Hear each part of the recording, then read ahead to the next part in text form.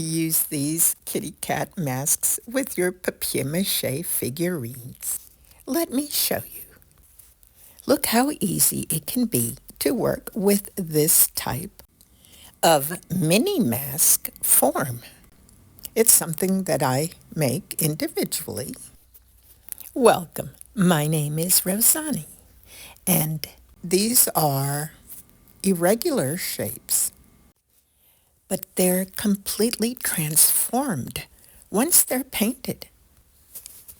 These are the base colors made with copier paper, but they're only the beginning, because once they have dried, they can be transformed by using markers, ink, or craft paints.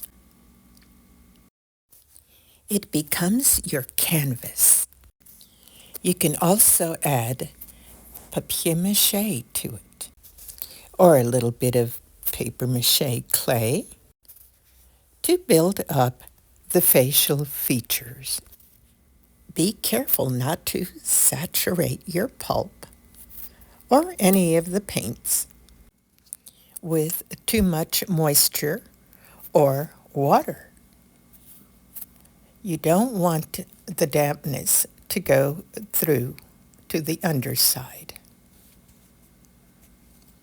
And you can dab off the extra paint. Now this papier mâché is dry, and of course it's safe to apply the paint on top of it.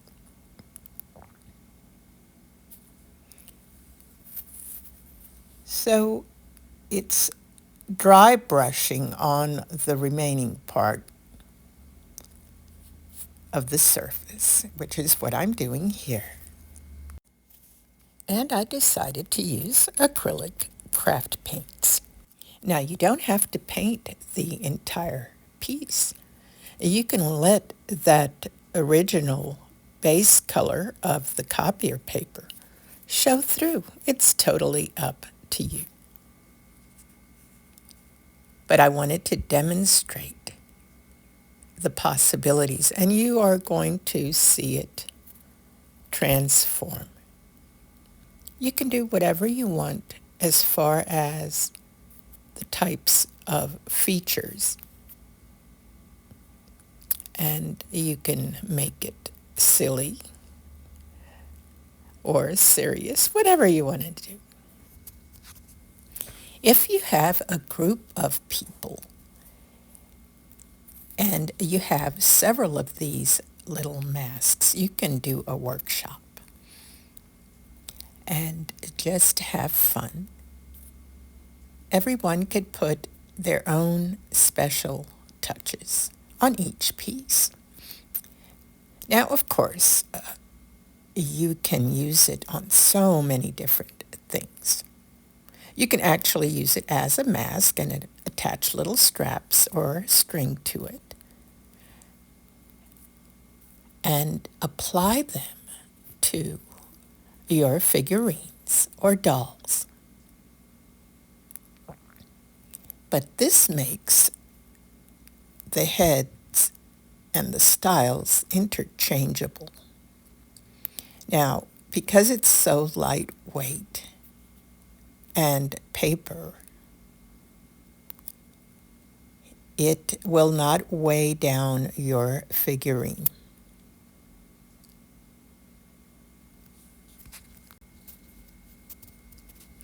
Let's keep going. As you see, it's progressing. Now, the main thing is to have fun with these. Explore all of the possibilities and see what type of colors work best for you. Now here I'm using a little wooden skewer. It's a little bamboo skewer, and it comes in handy for outlining different parts of the features. If you don't like it one way, you can add on which you will see that I'm going to do. So please keep watching.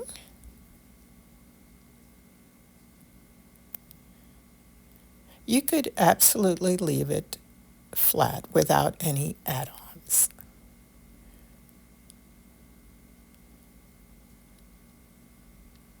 And if you are an artist, you can give it more depth with your techniques. But if you are a crafter and want to add more pulp to it, you can do so.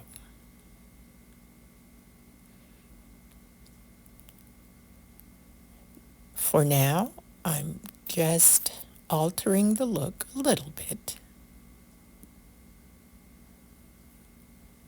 and continuing on, exploring different textures with the paints themselves, using only black and white. Now I've made each of these masks with several layers of torn paper strips dipped in the liquid starch, so they are sturdy. But they are still sensitive to moisture. Just something to keep in mind. Let's keep going. So far, so cute, right? What do you think? I hope you like what I'm doing and that it's something that you might think of applying to your projects.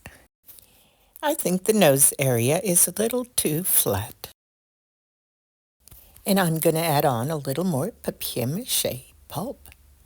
But I'm going to lightly dampen it with some liquid starch mixture. It's going to make quite a difference in the profile. Let's keep going. Notice how it changes the look. And it's been so much fun exploring all the possibilities. If you make several of these, they can each take on different personalities. Moving right along. Now this pulp has moisture in it, but it is not saturated. It's very easy to work with, and I could shape it with just using my fingers like this.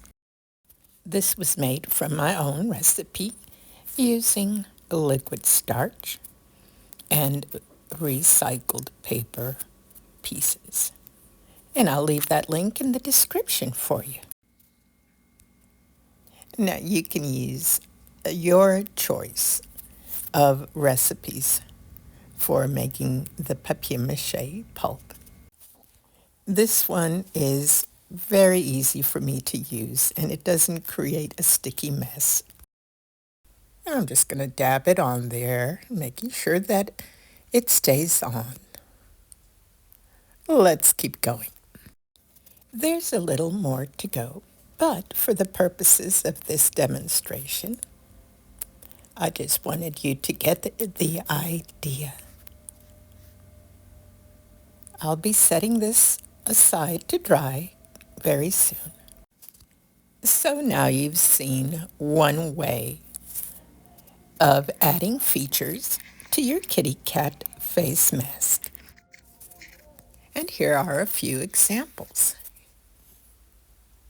Here's another one that I used with a mixture of craft paints and markers.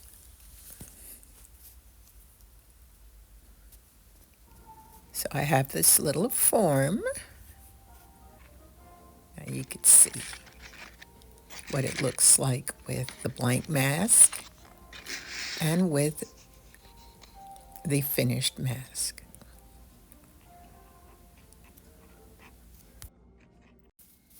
And once it's all said and done, it could be used interchangeably.